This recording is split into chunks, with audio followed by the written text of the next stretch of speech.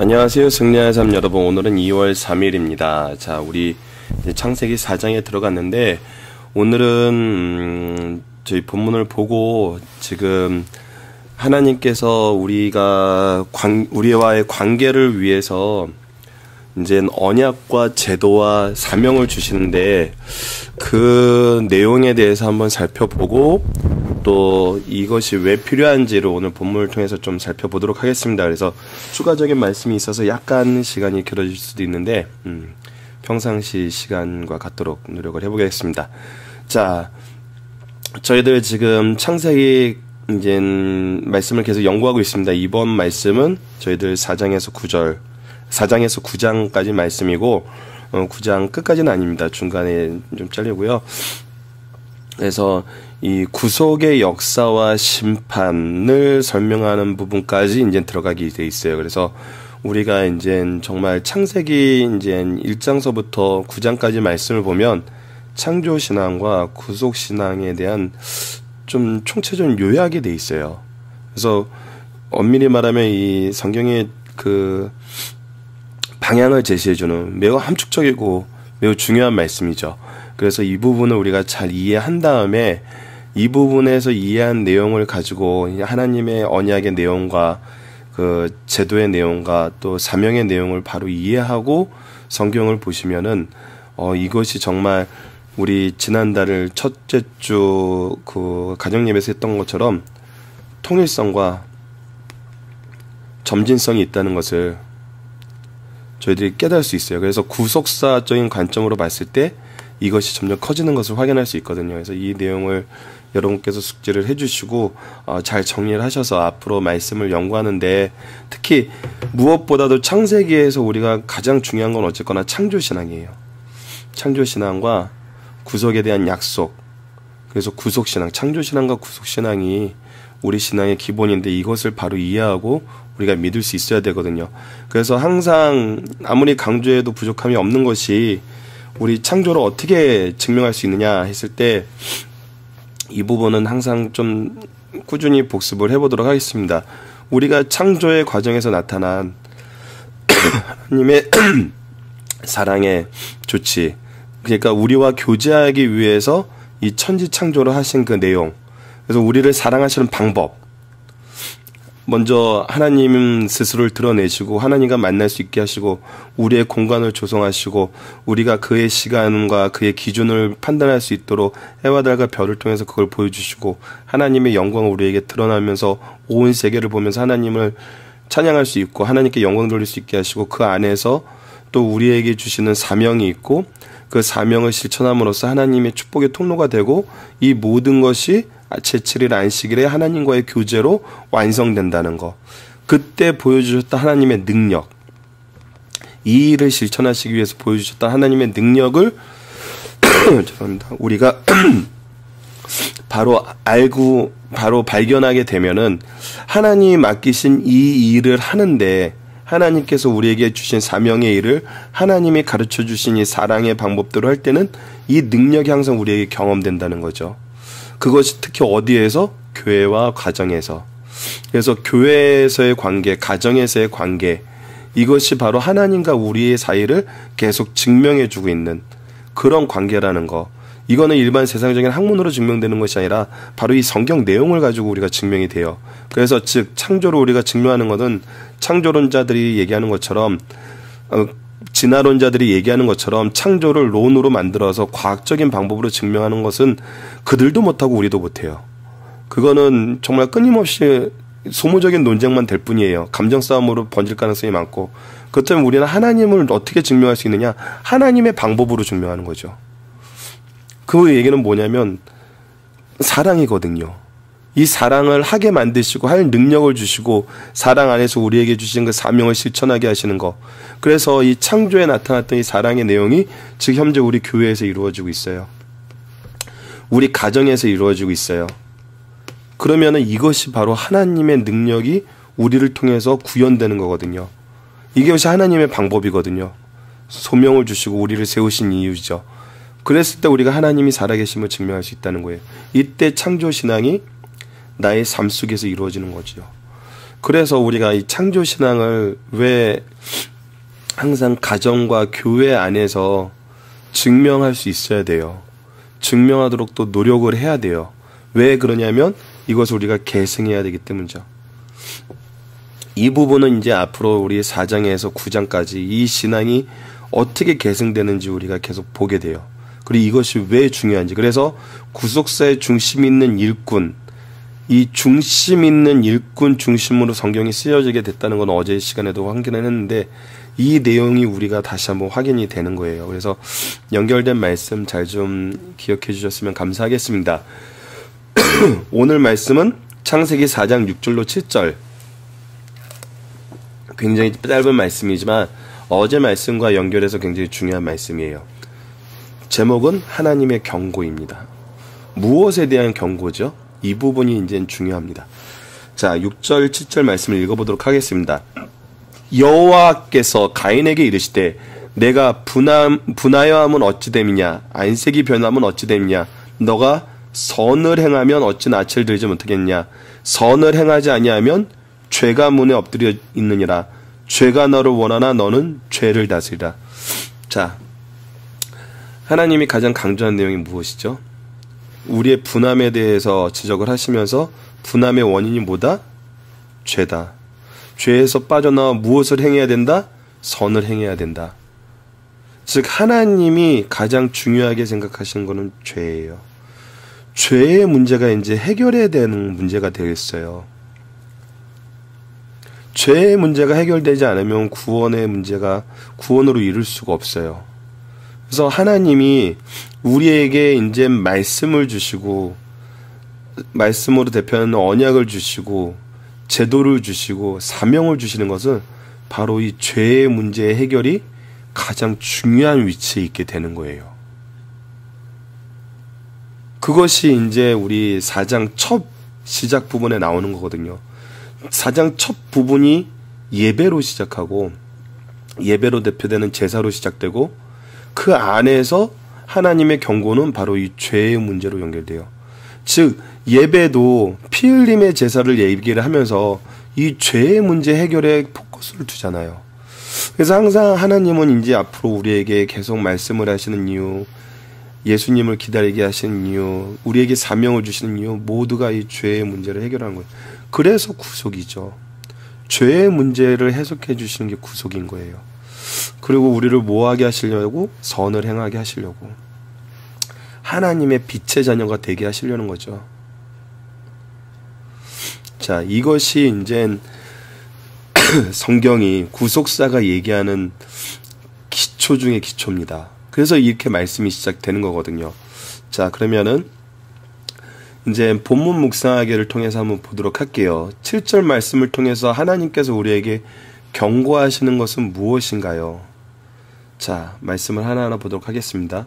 너희 안에 행하시는 이는 하나님이시니 자기의 기쁘신 뜻을 위하여 너희에게 소원을 두고 행하게 하시느니라. 자, 우리가 죄의 문제가 있어요. 죄의 문제는 어떻게 해결할 수 있나요? 우리 스스로 해결할 수가 없어요. 우리는 죄보다 약해요.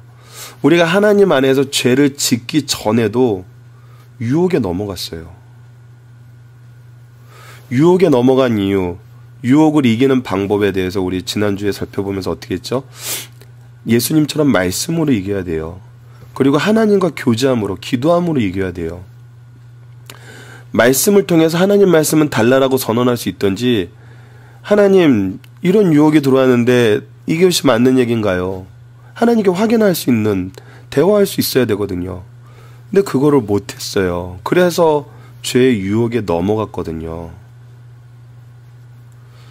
그렇기 때문에 우리가 이 부분을 혼자서 해결하지 못해요. 근데 이 일을 해결할 수 있는 방법이 뭐라고요? 하나님이시니 하나님을 의지해야 되는 거예요. 하나님 뜻에 맞춰야 되는 거예요. 하나님과 함께 해야 되는 거예요. 그렇지 않으면은 우리가 이길 수 없어요. 근데 하나님이 우리를 어떻게 하세요? 자기의 기쁘신 뜻을 위하여 너희에게 소원을 두고 행하게 하세요. 선을 행하게 하세요. 죄를 멀리하게 하세요. 그래서 우리가 하나님을 의지하게 되는 거거든요. 자, 두 번째 말씀을 보겠습니다. 죄가 너희를 주장하지 못하리니 이는 너희가 법 아래 있지 아니하고 은혜 아래 있습니다. 자, 법은 율법을 말하죠. 율법은 우리에게 죄를 경각시키게 돼요. 그래서 죄를 깨닫게 만들죠. 죄를 발견하게 만들어요. 하지만 은혜는 이 죄를 용서해줘요. 대신 갚아주세요. 그래서 우리가 이 은혜 안에 있기 때문에 죄가 우리를 주장하지 못하는 거예요. 하나님의 은혜 안에, 그리스도의 구속의 은혜 안에 있으면 죄가 우리를 주장하지 못해요. 죄의 권세가 우리를 지배하지 못해요. 우리가 여기서 자유하게 되는 거거든요. 그래서 우리가 바로 하나님의 기쁘신 뜻 안에서 그리스도의 구속의 은혜 안에서 있을 때 우리가 바로 죄의 유혹을 이길 수 있어요. 죄의 문제를 해결할 수 있어요. 그런데 우리에게 어려운 것은 뭐냐면 로마서 7장 21절로 23절인데 그러므로 내가 한 법을 깨달았노라 곧 선을 행하기 위해 원하는 나에게 악이 함께 있는 것이로다. 이거는 사도 바울도 고백한 내용이에요. 내 속사람으로는 하나님의 법을 즐거워하되 내 지체 속에 다른 법이 내 마음의 법과 싸워 내 지체 속에 있는 죄의 법으로 나를 사로잡는 것을 보는도다. 이래서 하나님이 말씀과 제도와 사명을 주시는 거거든요. 하나님의 일에 우리가 놓이지 않게 되면은 죄의 법이 우리를 자꾸 주장하고 싶어서 공격을 해요. 목사님 자주 하시는 말씀 있죠. 바쁘고 자기 사명을 잘 감당하는 사람은 다른 사람을 비난할 시간이 없어요. 근데 가만히 있는 사람은 다른 사람을 비난하기를 너무 좋아해요. 자신이 정의를 행한다고 생각하거든요. 정의를 행하시는 분은 하나님이시죠. 우리는 하나님의 말씀과 하나님이 주신 우리에게 주신 이 귀한 관계인 가정과 교회 안에서의 예배의 원리와 사명을 감당해야 돼요. 우리의 사명에 재판관의 사명은 없어요. 왜요? 예수님이 우리에게 맡겨진 사명은 재판관의 사명이 아니라 구속을 전하는 사랑의 메신저거든요. 근데 우리는 재판관이 되는 걸 더 즐거워할 때가 있어요. 이것은 어떤 것이다? 죄의 법이 나를 사로잡고 싶어하는 거예요. 그래서 이 부분에 우리가 항상 깨어 있어야 돼요. 사도 바울도 이 부분에 대해서 고민하면서 하나님께 항상 이 부분에 대해서 간구를 했어요. 하나님을 의지해야 돼요. 하나님을 의지하고 예수 그리스도의 은혜 안에 있어야 돼요. 은혜 안에서 우리의 사명을 감당하는 것은 이 은혜를 전하는 거예요. 그렇기 때문에 7절 말씀을 통해서 하나님이 우리에게 경고하시는 것은 무엇이냐면 바로 죄예요. 죄에서 벗어나라. 죄에서 벗어나기 위해서 어떻게 된다? 하나님 구속의 은혜와 자기에게 주어진 하나님의 사명을 감당해야 돼요. 어디 안에서? 말씀과 예배 안에서. 죄의 문제를 해결하기 위해서 주신 것들이거든요, 이것이. 자, 그러면은 본문의 중심 사상을 간략하게 한번 보도록 할게요. 하나님께 제사하고 하나님 앞에 분내는 것은 합당하지 아니하다. 자, 이게 정말 재밌어요. 하나님께 예배한 것인지 거래한 것인지 알 수가 없다는 거예요. 예배한 것이라면 잘못된 예배를 했어요. 그렇기 때문에 하나님이 받지 않으셨어요. 근데 거래라고 생각하고 있었기 때문에 내가 무엇인가 주었는데 오는 게 없다는 거예요.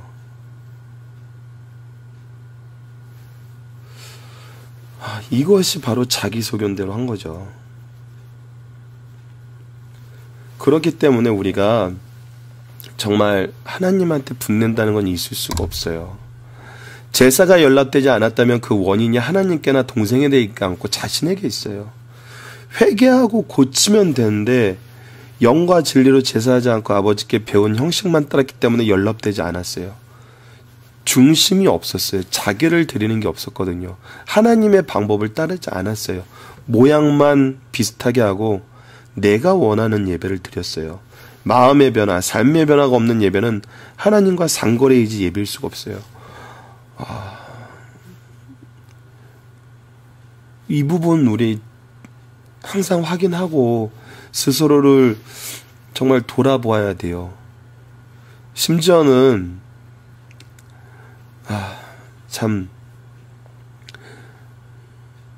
상거래도 아니라 강탈을 하고 싶어하는 사람들이 있죠.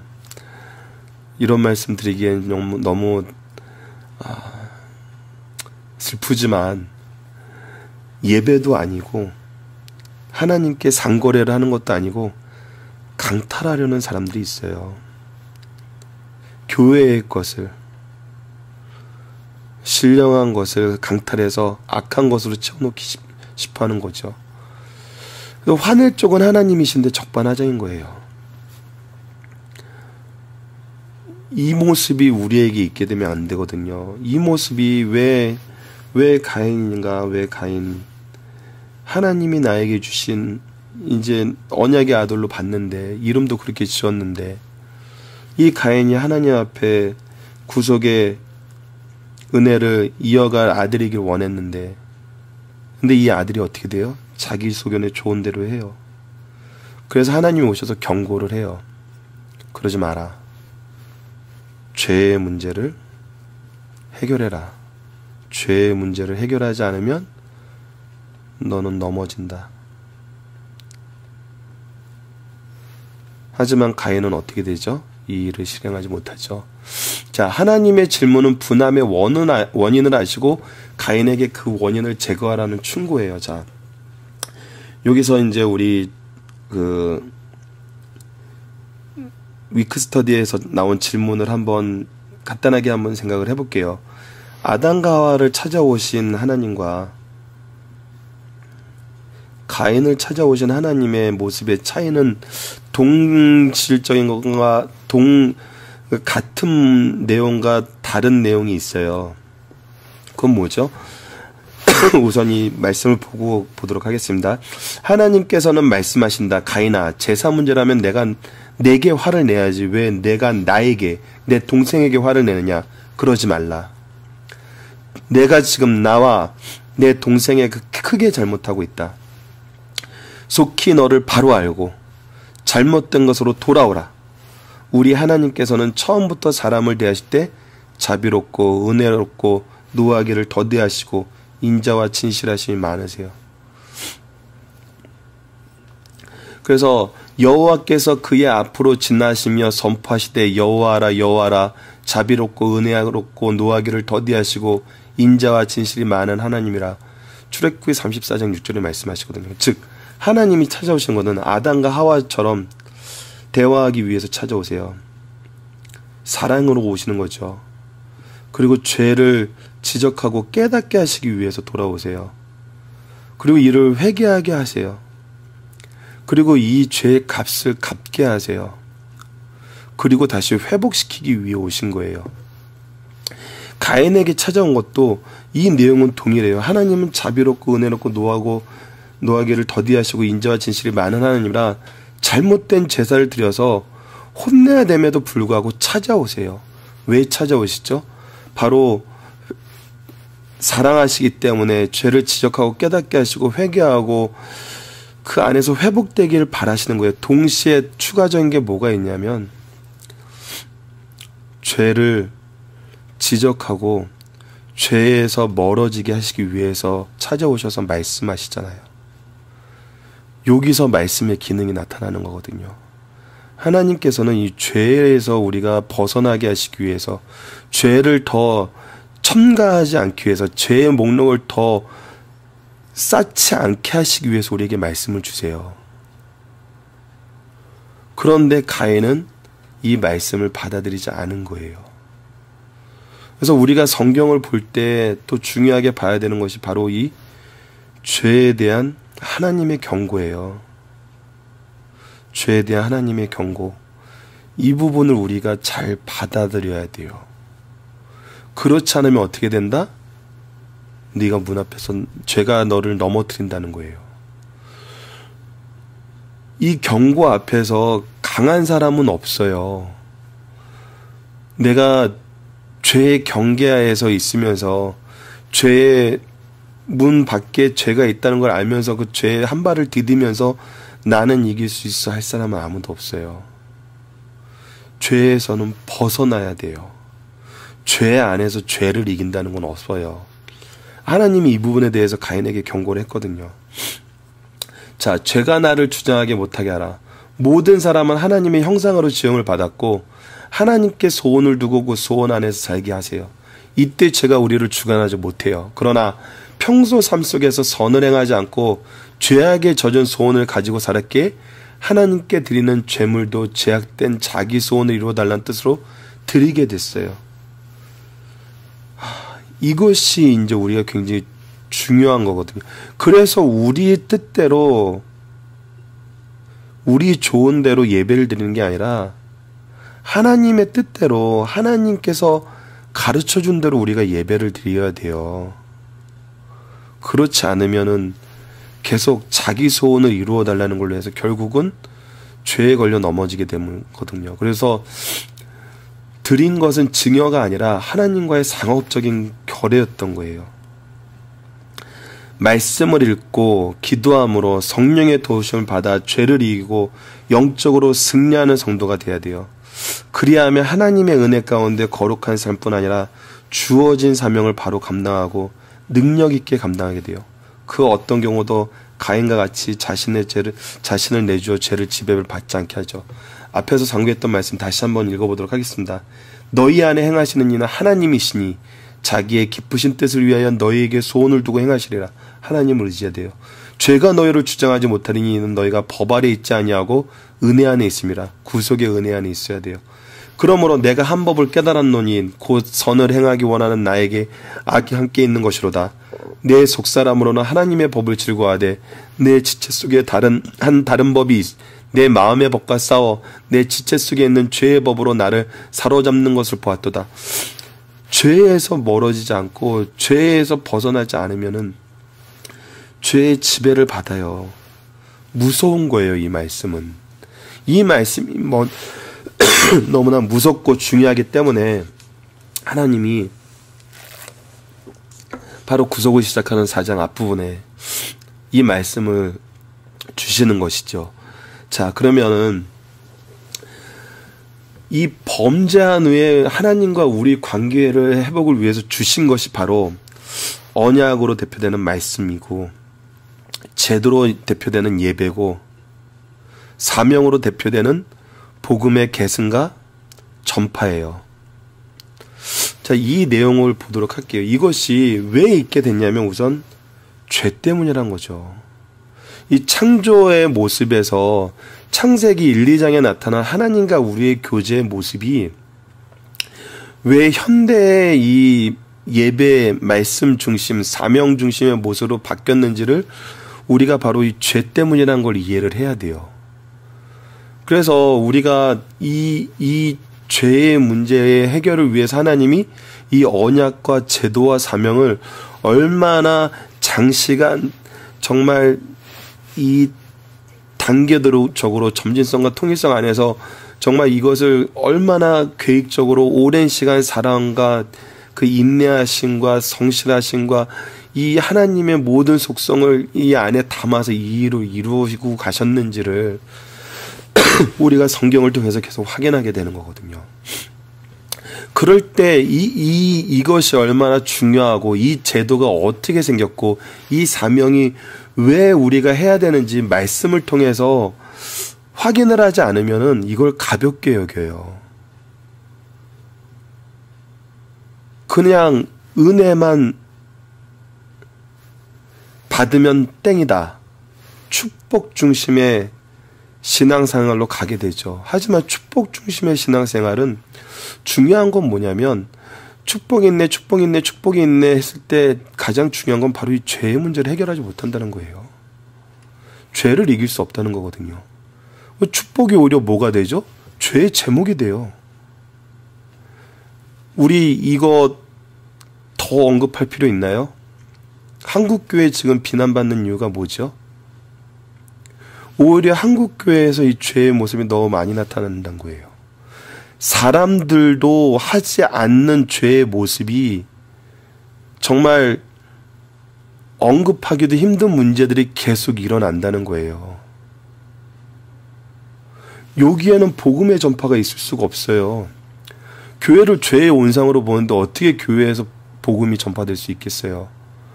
그래서 한국 교회에서 우리가 정말 뼈저리게 느끼는 부분이 이거예요. 정말 여러분들 세계 신학자들이 하는 얘기예요. 뭐냐면 한국은 하나님의 은혜의 상징이었어요.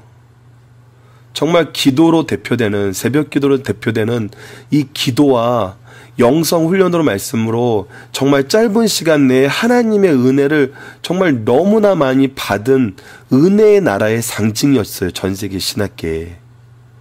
근데 지금은 어떻게 되는지 아세요?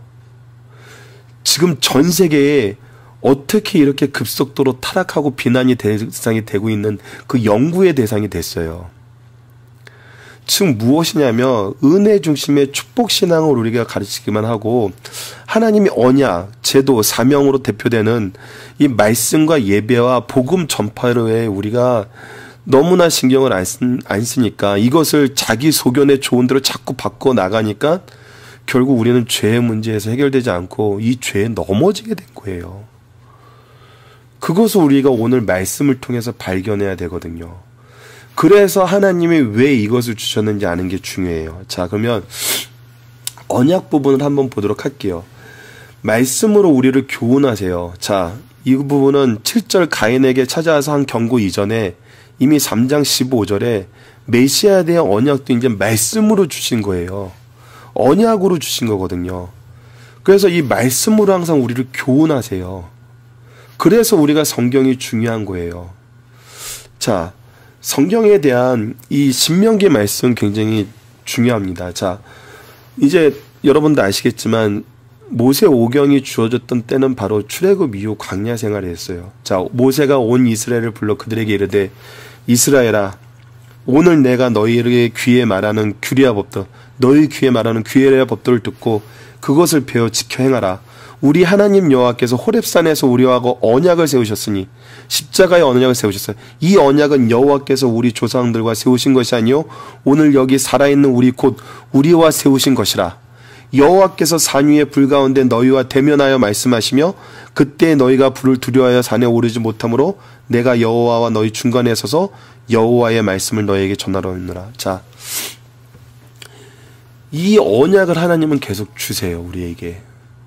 그래서 어떻게 하라고? 그것을 배우며 지키게 하라고. 귀에 말하는 규례와 법들을 듣고 그것을 배우며 지키라고. 이것이 하나님이 얘기하시는 거거든요. 근데 죄에 빠진 우리는 어떻게 돼요?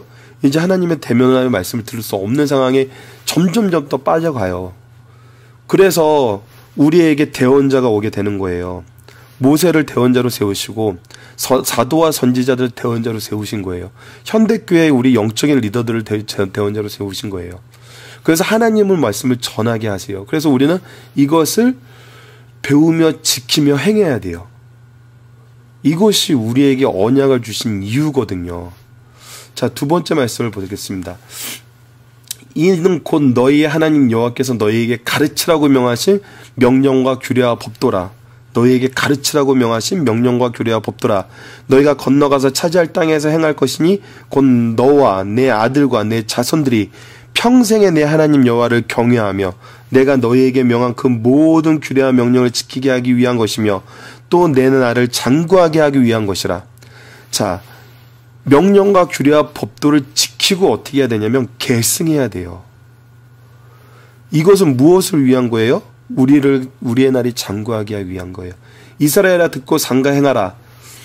그리하면 내가 복을 받고 내 자손들의 하나님께서 내가 허락하신 언약으로 허락하신 젖과 꿀이 흐르는 땅에서 내가 크게 번성하리라. 이스라엘아 들으라. 우리 하나님 여호와는 오직 유일한 여호와이시니 너희는 마음을 다하고 뜻을 다하고 힘을 다하여 내 하나님 여호와를 사랑하라. 오늘 내가 내게 명하는 이 말씀은 내가 마음에 새기고 내 자녀에게 부르짖으니 가르치며 집에 앉았을 때에든지 길을 갈 때에든지 누워있을 때에든지 일어날 때에든지 이 말씀을 강론할 것이며 너는 또 그것을 내 손목에 메어 기호를 삼으며 내 미간에 붙여 표로 삼고 내 집 문설주와 바깥문에 기록할지니라. 그리고 십계명 주시거든요. 십계명 말씀 다시 이렇게 선포가 되거든요. 자, 이것이 얼마나 중요하게 하나님이 강조를 하시는지 부지런히 가르치고 항상 묵상하라는 거거든요. 왜? 죄의 문제를 해결을 받아야 되기 때문에, 죄에 빠지면 안 되기 때문에 하나님을 잊게 돼요. 하나님을 떠나게 돼요. 이번 주에 이제 하나님을 떠나는 가인과 그 가인의 후손들에 대해서 보는데 떠나게 됩니다. 더 이상 하나님과 동행하는 삶을 살 수가 없어요. 자, 그래서 우리가 이제 말씀 중심의 삶을 살아야 돼요. 하나님은 우리에게 말씀을 주셔서 하나님을 바로 알고 바로 가르치고 바로 지켜 행하게 하셨어요. 그런데 어떻게 말씀 없이 이것이 이루어진다고 생각을 하세요? 내가 말씀을 가르치지 않았는데 우리 아이들이 번성하고 복중에 있으면서 하나님의 은혜 안에 산다고 어떻게 확신할 수 있죠? 이거는 불가능한 거예요. 우리가 가르치지 않는데 배울 수 없어요. 전하는 사람이 없는데 듣는 사람이 있다는 건 말이 안 돼요. 특히 은혜의 시대, 이 말씀이 완성된 시대에는 더더욱 그러하죠. 우리가 믿음의 신앙의 선배들이 가끔 이 부분은 더 조심하셨으면 하는 게, 잠언을 읽으라 그래요. 잠언을 읽으면은 저절로 깨달을 줄 알아요. 안 그래요. 웬만큼 지있지 않고 웬만큼 하나님의 말씀을 이 구속사를 꿰뚫고 있지 않으면은 잠언 말씀이 무엇을 얘기하는지 이해하기 힘들어요. 자기가 좋아하는 말씀만 편식해서 먹어요. 그래 놓고 뭘 만들어요? 자기 규례를 만들어요. 아, 나의 규례, 나의 규례. 그래 놓고 이거 하나님이 만든 법이라고 생각할 때가 있어요. 그래서 말씀을 가르치는 게 너무 중요해요. 이 말씀을 가르치지 않으면은 제대로 배우지 못해요. 제대로 배우지 못하면 제대로 행하지 못해요. 그래서 이 언약을 배우고 가르치는 제도가 뭐죠?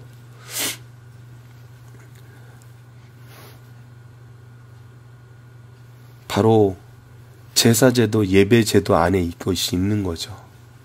자, 제사제도는 무엇이죠? 기억하라는 거예요. 오실 메시아를 기억하고, 예배제도는 지금 현재 우리의 예배제는 뭐죠? 오신 예수님을 기념하라는 거예요. 그리고 그 안에서 신적 기관인 가정과 교회를 유지하라는 거예요. 그래서 교회 안에서 반드시 있어야 되는 게 말씀 훈련이에요. 교육기관에서 교사와 아이들에 대한 말씀 훈련에 대한 집중이 없으면은, 이거에 대한 목숨 걸음이 없으면은 아이들을 영적으로 인도한다는 것은 불가능해요. 그 어떤 것보다 말씀의 공급을 위해서 최선을 다해야 돼요. 이 말씀의 공급을 위해서 내가 가진 재능을 온전히 쓸 수 있도록 항상 개발하고 노력해야 돼요. 내가 효과를 본 그 방법과 내용을 전해줄 수 있어야 되거든요. 근데 나에게 효과를 보고 배운 방법이 말씀을 통해서 얻어진 게 아니라 경험을 통해서 얻어진 거라면 이건 되게 위험해요. 경험은 케이스 바이 케이스거든요. 그래서 경험을 소스로 말씀을 전해야지, 경험을 주로 말씀을 소스로 놓으면은 위험하거든요. 이게 바로 우리가 간증에서 되게 위험하다고 생각하는 부분이에요. 그래서 간증을 바로 해야 되는 거는, 간증을 했을 때 저런 경험했으면 좋겠다 이러면 이거는 굉장히 위험한 간증이 되는 거예요. 이 간증을 했을 때 저 사람에게 임한 이 말씀 나의 삶 속에도 임한 걸 내가 기억했어. 맞아. 하나님은 이 말씀 이루게 하셔. 하나님의 약속은 이루어지셔. 하나님의 언약은 신실하셔. 간증을 통해서 이것이 고백돼야 되거든요. 이랬을 때 이거는 우리가 그나마 좋은 간증이라고 얘기할 수 있는 건데, 가장 중요한 거는 케이스를 가르치는 것이 아니라 말씀을 가르치는 거거든요. 어디에서? 가정과 교회에서. 이것이 가정과 교회를 유지하는 가장 기본이에요. 가정에서도 예배가 이루어져야 돼요. 교회에서도 예배가 이루어지는 거거든요. 예배 안에서 무엇이 이루어져야 돼요? 말씀과 축복이 이루어져야 돼요. 말씀을 기반으로 한 하나님의 축복을 전하는 게 있어야 돼요. 이것이 없으면은 힘든 거 있죠. 아이들이 예배 시간에 축복을 받는 시간이 아니라 율법 안에서 정죄를 받는 시간이 돼버리는 거예요. 그럼 더 이상 하나님과의 교제는 힘들어요. 하나님이 언약을 주신 거는 이 죄를 알게 하고 죄를 벗어날 방법이 하나님 안에 있다는 걸 가르쳐주고 하나님의 축복 안에 있으라고, 하나님의 은혜 안에 있으라는 거거든요. 근데 우리는 딱 여기까지만 가르쳐요. 예배 안에서, 우리의 가정 안에서 죄의 지적까지만 딱 가르쳐요. 이것을 회복시킨 하나님의 은혜와 하나님의 축복의 약속은 안 가르쳐요. 그러면 어떻게 이것이 계승되겠어요? 이건 너무 거치는 것이고 무서운 것이에요. 그래서 우리가 가르쳐야 되는 건 바로 이거거든요. 근데 재밌는 현상은 뭔지 아세요?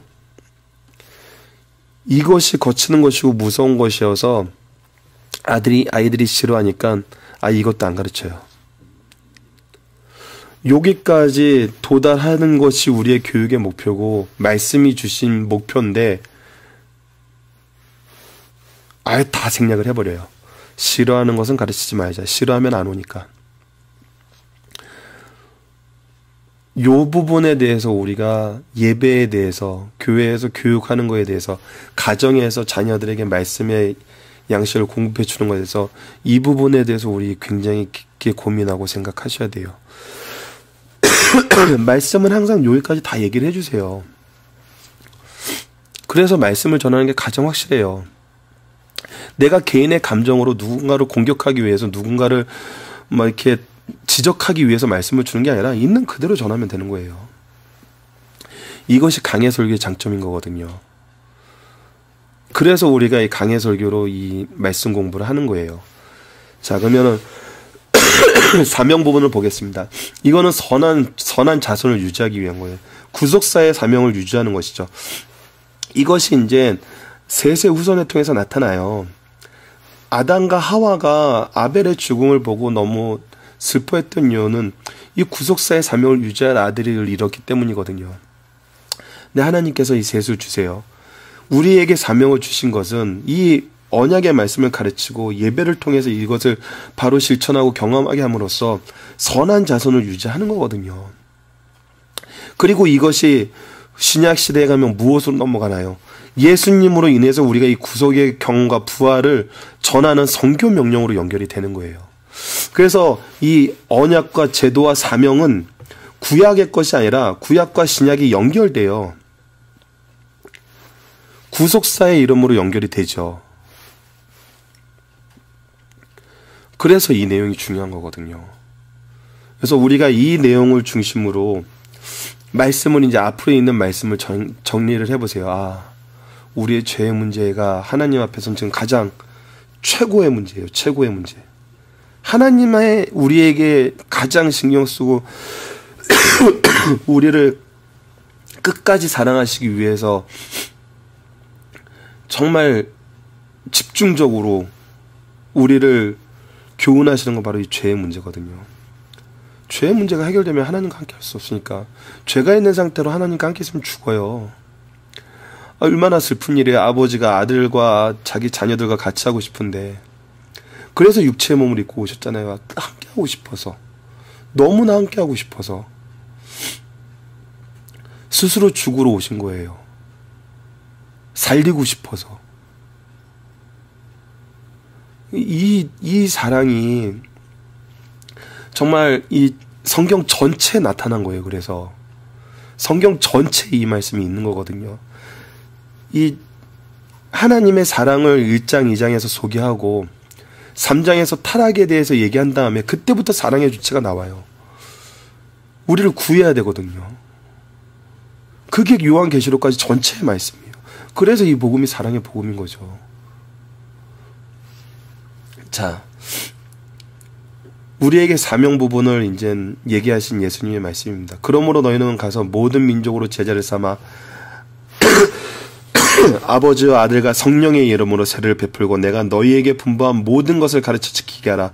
볼지어다 내가 세상 끝날까지 너희와 항상 함께 있으리라 하시니라. 오직 성령이 너희에게 임하시면 너희가 권능을 받고 예루살렘과 온 유대와 사마리아와 땅끝까지 이뤄 내 증인이 되리라 하시니라. 자, 이 사명은 이제 이 은혜 안에 있는 우리에게 내려진 거예요.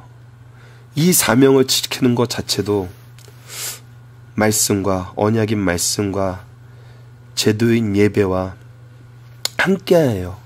그래서 이 세 가지는 분리되지 않아요. 그리고 세 가지는 항상 안에서 같이 동행을 해요. 그래서 이 세 가지가 잘 이루어져야 돼요. 그러지 않으면은 정말 힘든 거거든요. 그래서 우리가 다시 한번 얘기를 합니다. 왜 말씀과 예배 중심의 신앙생활을 해야 되는지, 왜 우리의 사명이 우리의 인생의 목표가 돼야 되는지, 이 부분을 우리가 더 깊이 묵상했으면 좋겠어요. 하나님은 죄의 문제를 해결하기 위해서 이것들을 주시고 또 그 안에서 이것들을 다 이루셨어요. 우리가 축복의 시대에 산다는 것은 이 이루신 하나님을 경험하고 살고 있잖아요. 너무나 많이 경험했잖아요. 우리의 신앙의 선배들의 경험이 또 다 기록으로 남아있잖아요. 하나님의 말씀을 기록하게 하신 것도 바로 배우고 가르칠 수 있게, 계속 묵상할 수 있게 하신 거잖아요. 너무나 소중한 거거든요. 너무나 중요한 거거든요. 그래서 이 언약과 제도와 사명 안에서 우리가 말씀, 예배, 복음 선포, 영혼 구원, 이 부분은 정말 잊어서는 안 되는 부분입니다. 이것을 위해 성경을 주셨어요. 처음부터 끝까지. 이것을 우리가 알면은, 이것이 얼마나 중요한지 알면은 이것을 버려두고 다른 기준을 세우면서 우리가 하나님한테 성을 내고 하나님을 결국 떠나게 되는 가인의 전철을 밟게 되지 않을까 항상 조심하셔야 돼요. 그러지 않으면 우린 넘어져요. 이 부분을 더 깊게 같이 묵상하시고 항상 기억하시는 승리하는 삶 가족 여러분 되길 원합니다. 자, 말씀을 기초로 기도하기를 통해서 마치겠습니다. 하나님, 죄가 우리를 주장하는 것은 나의 마음이 주를 향하지 못함이요 의를 알지 못함임을 고백합니다. 말씀과 기도로 인도하심을 받아 바른 예배, 승리하는 삶을 살 수 있도록 인도하여 주소서. 예수님 이름으로 기도드립니다. 아멘.